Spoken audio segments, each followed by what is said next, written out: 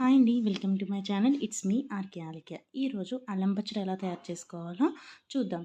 ఈ అల్లం పచ్చడి అనేది పెసరట్టు, దోశ, అన్నంలోకి తింటే చాలా బాగుంటుంది. దానికోసం ముందుగా స్టవ్ ఆన్ చేసుకొని స్టవ్ మీద ప్యాన్ పెట్టుకొని ఆయిల్ వేసుకొని ఆయిల్ హీట్ అయిన తర్వాత 2 టేబుల్ స్పూన్స్ ధనియాలు, 2 టేబుల్ స్పూన్ పచ్చిశనగపప్పు, 1 టీ స్పూన్ మినపగుళ్ళు ఇవి వేసుకొని బాగా కలుపుకోవాలి. ఇవి వేగిన తర్వాత కొంచెం అల్లం, హాఫ్ కప్ అల్లం, నేను ఇక్కడ హాఫ్ కప్ అల్లం తీసుకున్నానండి. అల్లం కూడా బాగా వేగిన తర్వాత అందులో 8 ఎండుమిర్చి తీసుకున్నాను.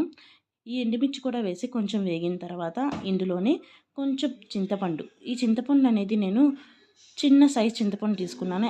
ఎలా అంటే ఇప్పుడు గోలీ సైజ్ చింతపండు తీసుకున్నాను.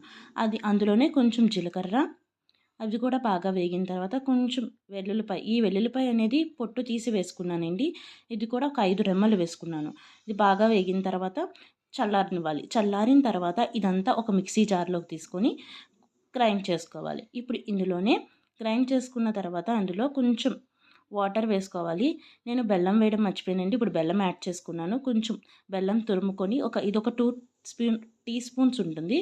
ఈ 2 టీ స్పూన్స్ బెల్లం వేసుకొని అందులోనే కొంచెం సాల్ట్ కూడా వేసుకొని గ్రైండ్ చేసుకోవాలి.